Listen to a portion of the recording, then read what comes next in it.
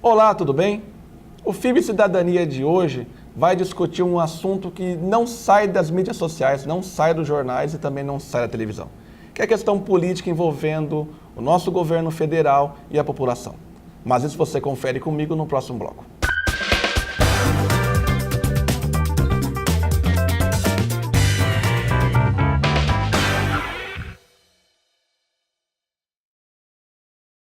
Estamos de volta com o FIB Cidadania, ao meu lado o Dr. Conrado Segala, que é o presidente da Comissão de Direito Eleitoral e Fiscalização do Poder Público. Perfeitamente. Doutor, obrigado por aceitar nosso convite. É um prazer ter um representante da Ordem dos Advogados do Brasil aqui em nosso programa. Muito obrigado, doutor. Eu que agradeço o convite de estar aqui na TV FIB, participando do FIB Cidadania, tentando esclarecer aí para a população algumas dessas questões que estão movimentando a nossa sociedade. Nós estávamos discutindo com os colegas advogados ontem que o Facebook de ontem, da semana, é apenas Lula, Dilma, não se fala outra coisa, né? Esse é o assunto do momento, é o assunto da moda. Ele lida diretamente com os problemas da sociedade, razão pela qual não existe outro tema que possa sobrepujá-lo. O tema do momento é a situação da legalidade das gravações divulgadas e da situação político-jurídica do nosso governo. Bom, essa questão da gravação, o juiz Sérgio Moro quebrou o sigilo, né, abriu o processo para a população. Sim. Numa visão assim jurídica, ele agiu de forma correta, ele tinha esse poder, porque alguns falam que não podia, outros falam que podia. Como que ficou essa questão em termos de legalidade? Bom, tentando traduzir isso numa linguagem a mais acessível possível, é importante nós sabermos que o processo penal ele tem por característica ser público. A regra de todo processo é ser de ampla transparência. Em situações excepcionais, em situações em que exige o sigilo, ele pode ser decretado para a garantia da obtenção das provas e para a própria proteção do investigado. No caso, no momento em que os autos deixaram a competência, naquele momento, pela nomeação do ex-presidente como ministro da Casa Civil para o Supremo Tribunal Federal, o juiz Sérgio Moro entendeu que não havia mais por que manter o sigilo, já que não havia como obter mais provas dentro daqueles autos, da parte dele. E aí ele retirou o sigilo, razão pela qual, processualmente falando, não há qualquer ilegalidade, qualquer irregularidade na suspensão do sigilo decretado. Então, aquilo que a gente lê no Facebook, ouve nas rádios, na televisão, de que o juiz Sérgio Moro agiu de forma ilegal, foi contra os princípios, não existe de forma alguma. O problema do que a gente lê no Facebook é que muito do que se escreve é feito porque não tem conhecimento jurídico. Sim, por paixões, não é nem político-partidárias, são por paixões momentâneas em razão de alguma situação específica e as pessoas passam, após ouvirem uma ou outra pessoa, a emitir as suas opiniões. Mesmo dentre aqueles que têm conhecimento, a maioria entende que a suspensão do sigilo foi uma medida correta. O que se pode discutir é se dentro daquelas provas que foram obtidas, se algumas delas poderiam ou não ter sido divulgadas. Mas o sigilo do processo em si não há irregularidade a ser questionada. Se nós estamos analisando a questão de provas, o grampo telefônico estava versando sobre o ex-presidente Lula. Sim. Então, se eu estou divulgando as pessoas que estão conversando com o Lula, eu estou vinculando a ele. Existe algum impedimento? Porque a própria presidente veio em público e falou que não podia ter divulgado ela conversando, mas não foi, o grampo não era dela, o grampo era do Lula. Como é que fica essa questão? Presidente Lula, Polo, presidente batendo um papo com o companheiro? Então, doutor Carlos Alexandre, a situação que se apresenta ela é muito interessante. Há uma confusão generalizada nas esferas do governo em relação a quem é pessoa e quem é cargo institucional. O que se deve proteger é a figura da presidência da República e não a figura do ocupante do cargo da presidência da República. Portanto, ao se realizar uma interceptação telefônica no celular de um assessor do ex-presidente, não era nem no telefone do ex-presidente, era do assessor dele, e ao nisso flagrar uma conversa envolvendo a presidente com ele, chama-se prova indireta. Então não há realmente impedimento, porque não era a presidência da República quem estava sendo alvo de interceptação telefônica. Ocorreu por circunstância de ter sido feita esta gravação. E aí, se houvesse algum comprometimento, invoca-se a questão de segurança nacional. Ali nada que foi dito foi alvo ou foi digno de segurança nacional. Eram conversas que não envolviam qualquer ato de governo. Não era algo institucional, era uma questão política política pessoal. Exatamente. Inclusive, a própria transcrição da conversa leva a crer que a conversa não era, de qualquer forma, institucional, mas era uma tentativa de obstrução da justiça. Bom, você que ligou a televisão agora, eu estou com o Dr. Conrado Segala, que é o representante da Ordem dos Advogados do Brasil de Bauru, presidente da comissão que cuida dessa questão política, e nós estamos discutindo o problema da legalidade, se é legal, se não é legal, as manifestações de rua também. Como que o senhor analisa esse levante popular, principalmente após as declarações ou após a quebra do sigilo do processo do Sérgio Moro? É importante que a gente entenda, e os nossos telespectadores também percebam, que o povo brasileiro é um povo muito cordato, é um povo muito pacífico. Por quê? Porque a nossa história é uma história pacífica.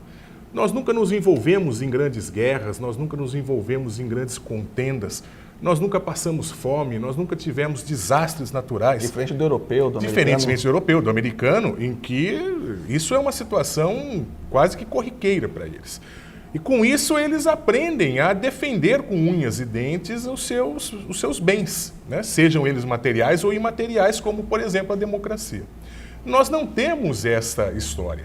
Nós tivemos um período de governo militar, que foi um período atípico para nós, mas que mesmo durante esse período não houve uma ruptura muito severa na situação cotidiana do brasileiro. Até porque foi um regime, não uma ditadura militar. Exatamente. Se nós fôssemos falar em ditadura, teríamos que voltar a Getúlio Vargas. Mas aí nós estamos muito longe e também não serve muito de parâmetro. Isso fez com que o povo brasileiro estivesse acomodado no sentido de exigir ou de pleitear o respeito aos seus direitos. Nós fomos aceitando, tolerando. O que ocorre é um ponto de saturação. Há um momento em que a população, todos nós, passamos a sentir de uma forma muito mais intensa os problemas que estão se apresentando. Aí é o chega. Chega. É o índice de desemprego que aumenta consideravelmente, é a inflação antes controlada que volta a estar galopante, são as condições de importação, de comercialização, a própria tranquilidade do empresariado em saber se pode investir os seus recursos, se não pode. E isto, então, vai gerando um nível de insatisfação que foi potencializado com as descobertas constantes de possíveis irregularidades que estão sendo apuradas e que, portanto, precisarão, ao final de um processo, serem determinadas se ocorreram ou não, mas que hoje os indícios levam a acreditar que tenham ocorrido essas irregularidades. E aí, diante da pouca mobilização do próprio Estado brasileiro, através do seu poder executivo e legislativo, em apurar, em sanar esta situação, deixando tudo ao poder judiciário, que, através de medidas mais drásticas, como prisões preventivas, temporárias, conduções coercitivas, está tentando normatizar esta situação, isso gera uma tensão social que eu reputo que, quando feita de forma ordeira e pacífica, como nós temos acompanhado, nós não temos visto, nestes últimos dias, depredação de patrimônio particular, depredação de patrimônio público, não temos visto violência nas manifestações, não temos visto qualquer tipo de conturbação, além daquela manifestação da própria democracia, que a democracia é o governo do povo, é o povo exercendo elevando a sua voz para que os seus representantes possam ouvi-la e, a partir daí, então, realmente fazer com que este país, que é internacionalmente reputado como um país de bem, um país de felicidade, um país de futuro, possa realmente exercer essa sua condição. Até porque as manifestações de Bauru mesmo, 20 mil pessoas, 15 mil pessoas, cada um fala em números, não teve sujeira, não teve briga, não teve nada, e a da Paulista segue o mesmo sentido, que é a maior do Brasil. Eu posso dizer com muito orgulho que eu estive presente na manifestação do último dia 13. Estivemos lá e eu levei minha esposa, levei minhas 2 filhas, levei minha sobrinha, participando desse movimento que teve a adesão da Ordem dos Advogados do Brasil, pela sua seccional de São Paulo, pela subseção de Bauru, onde nós não estávamos discutindo política, nós estávamos dizendo não à corrupção, nós estávamos dizendo que as leis devem ser respeitadas e que aqueles que as transgridem devem pagar, seja de que partido forem, seja de que time joguem. E eu, portanto, pude presenciar uma festa cívica, uma manifestação maravilhosa do ponto de vista da democracia, onde pessoas estavam lá irmanadas... De todas as classes sociais. De todas as classes sociais, de todas as idades, de todos os credos. Nós vimos lá a OAB representada, vimos lá a maçonaria representada, vimos lá clubes de serviços representados. Os Jeep Club. Todos num ambiente de paz, num ambiente de indignação, pedindo que a justiça possa livremente deliberar sobre os malfeitos que porventura tenham ocorrido e aí dê a sua decisão. Doutor, nós vamos para o intervalo e na volta eu quero saber a opinião do doutor Conrado Segala a respeito das ofensas em que as gravações mostraram contra a Ordem dos Advogados do Brasil. Já voltamos.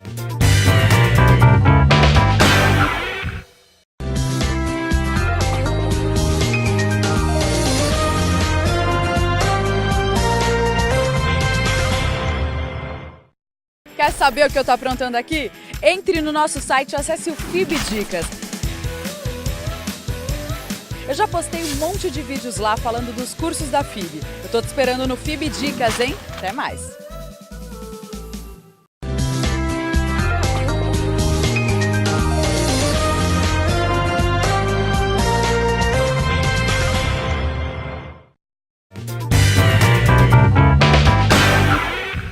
Estamos de volta com o FIB Cidadania. Ao meu lado, o Dr. Conrado Segala, que é presidente da Comissão Eleitoral e de Fiscalização do Poder Público. O Dr. Conrado Segala está nos dando uma aula de direito em relação aos acontecimentos dos últimos dias envolvendo a política de Bauru.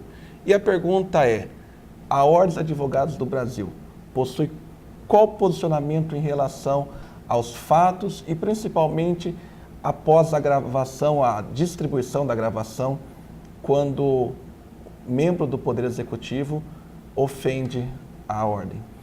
É importante que nós registremos que a Ordem dos Advogados do Brasil e a advocacia, de uma forma geral, são pilares da nossa República. São instrumentos essenciais para a constituição de um Estado democrático, de um Estado livre, de um Estado plural.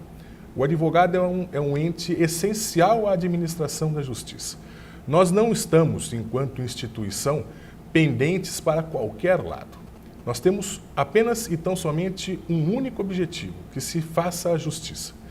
E a Ordem dos Advogados do Brasil, pela seccional de São Paulo, através do nosso presidente Marcos da Costa, e a nossa subseção pelo nosso presidente Alessandro Bien, entenderam que o momento era de um posicionamento firme contra a corrupção.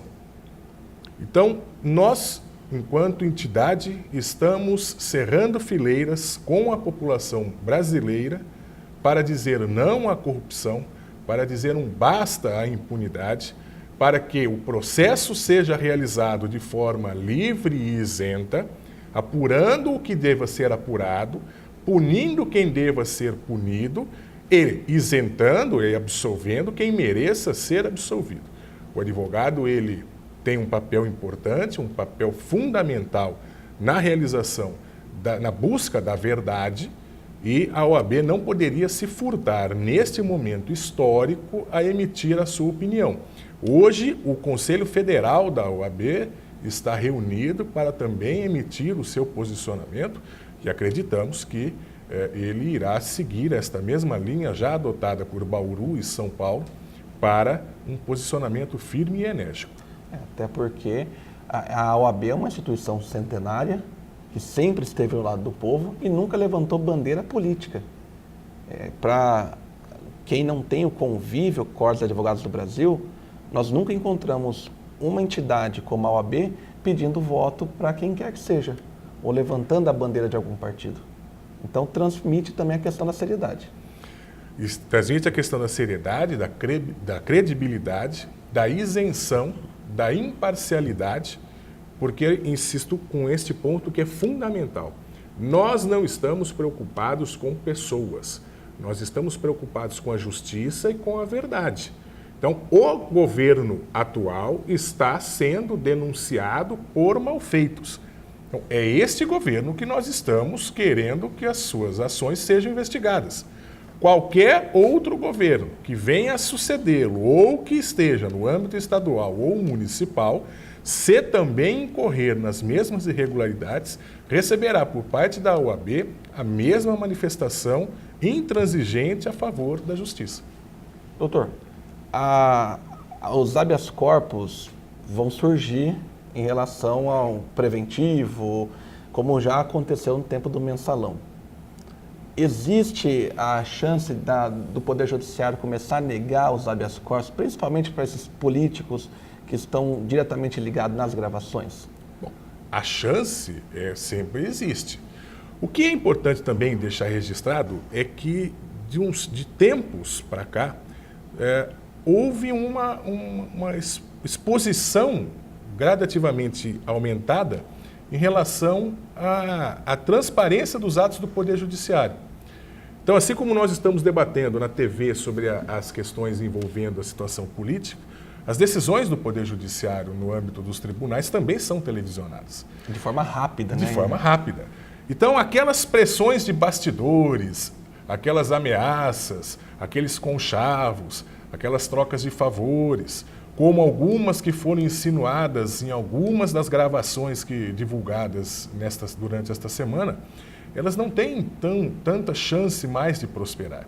Então, todos os julgamentos são feitos à luz do sol. E isto, como já é uma frase bastante popular, né, o sol é o melhor detergente que existe. Então, ao desnudar estas relações, faz com que as decisões do Poder Judiciário tendam a ser as mais isentas possíveis. Se houver motivo para um habeas corpus preventivo, que ele será concedido.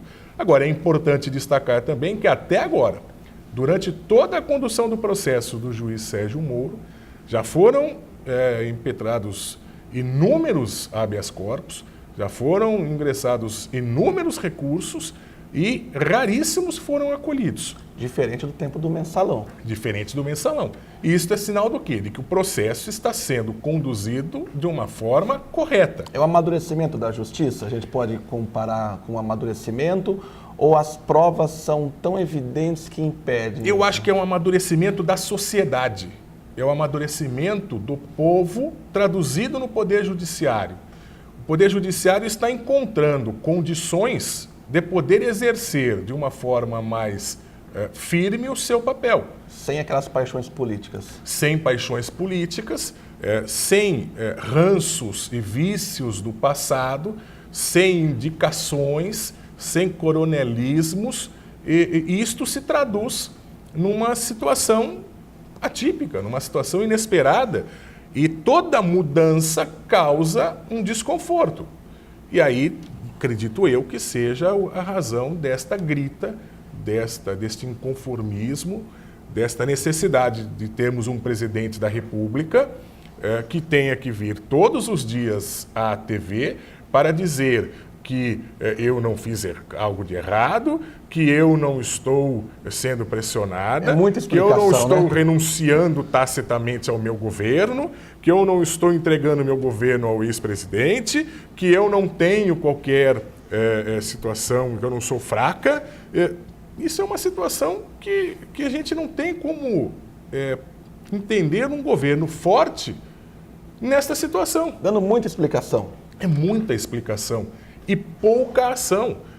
O governo existe numa situação que pode ser redundância, o governo existe para governar.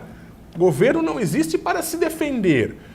Então essa é uma das críticas que se faz ao atual momento e a situação da presidente se agarrar com unhas e dentes ao cargo, é que ela está levando o país a uma situação de caos financeiro, político, social, porque ela não está governando. O Poder Legislativo tem sua parcela de culpa também, porque também não aprecia, não vota Não leis, os freios e contrapesos. ou então não aprova leis importantes, porque isto iria dar fôlego ao Executivo.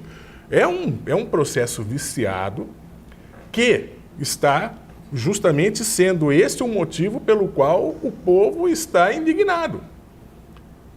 O povo quer que o seu governo governe. Ele quer ter segurança para poder continuar realizando a sua vida. Numa eventual cassação da Dilma, porque hoje muito se fala em impeachment, e assim, nunca numa história tão recente do Brasil nós tivemos esse levante por impeachment. O vice tem condições de continuar tocando o barco do Brasil, ou ele vai também ficar numa situação constrangedora, tendo em vista que muitas denúncias pairam sobre o partido dele? Eu acredito que a arte de governar é a arte de estabelecer relações. E uma característica muito forte da nossa presidente é não conseguir criar estas relações. Fomenta-se, nós não temos esse convívio, mas nós escutamos os relatos de quem vive o dia a dia do Palácio, que a nossa presidente não é afeta ao diálogo, à ponderação, à análise. Ela é autoritária, ela impõe as suas ideias, até de uma certa forma ríspida. O vice-presidente, ele é já um ser mais político, mais politizado. Então, acredito que mesmo que ele tenha também situações tão graves quanto aquelas atribuídas à presidente, eu imagino que ele saberá construir um ambiente político favorável a que pelo menos possa se terminar este mandato com um pouco mais de paz social, para que possamos então, exercendo o nosso direito ao sufrágio, ao voto, escolhermos os nossos próximos governantes. Há um risco muito sério do nosso vice-presidente também vir a perder o cargo pelo julgamento no TSE. Então, são momentos ainda nebulosos, mas, no mínimo, haverá um ambiente político mais favorável. E o duro que o próximo, caindo o presidente e vice, é o presidente da Câmara, que também tem os seus próprios fantasmas que o atormentam. A situação do Brasil está feia. E se pular nós temos o presidente do Senado, que não está tão ou mais que também não é favorável. Santo. E aí sobraria o último da fila, que é o presidente do Supremo Tribunal Federal. E a gente ainda pode chegar no Tiririca como presidente. É um risco. Muito embora há quem diga que o Tiririca, apesar de toda a sua deficiência de credibilidade, ele tem se revelado um deputado, no mínimo, assíduo, e, pelo menos, ao que consta, ele foi o único do partido dele que recusou todo e qualquer tipo de suborno e propina, o que não deixa de ser um alento, né? Que aquele em que nós menos depositávamos esperanças seja aquele que, pelo menos no campo moral, está dando lição para todos os outros. Até porque fazia piada no período eleitoral, está sendo honesto agora. Sim. Doutor, infelizmente o nosso tempo chegou ao fim. Foi um prazer, uma honra tê-lo representando aqui a Ordem dos Advogados do Brasil, a 21ª Subseção, e a OAB, com certeza é nossa parceira, a casa está de portas abertas, porque é um tema tão importante que merece estar sempre sendo discutido aqui. Eu agradeço mais uma vez o convite que me foi formulado, eu agradeço a atenção dos nossos telespectadores, coloco-me à disposição em nome da Ordem dos Advogados do Brasil, da 21ª Subseção, pelo nosso presidente Alessandro Bien, para que sempre que se for necessário possamos vir aqui trazer explicações, trazer esclarecimentos de uma forma bastante objetiva, bastante isenta, para podermos esclarecer essas dúvidas que acometem a nossa sociedade. E se o cidadão precisar de alguma coisa, pode também procurar a OAB, né? Pode, a OAB está de portas abertas ali na Avenida Nações Unidas. Os nossos funcionários irão recebê-lo, irão entrar em contato conosco, agendaremos reuniões. A OAB é a casa da cidadania e toda e qualquer dúvida pode ser esclarecida lá. Ok, muito obrigado. E para você que é sinônimo de prestígio e inteligência no canal universitário, na TV FIB, o nosso muito obrigado. Continue com a gente, mandando críticas e sugestões para tvfib@fibbauru.br. Até a próxima.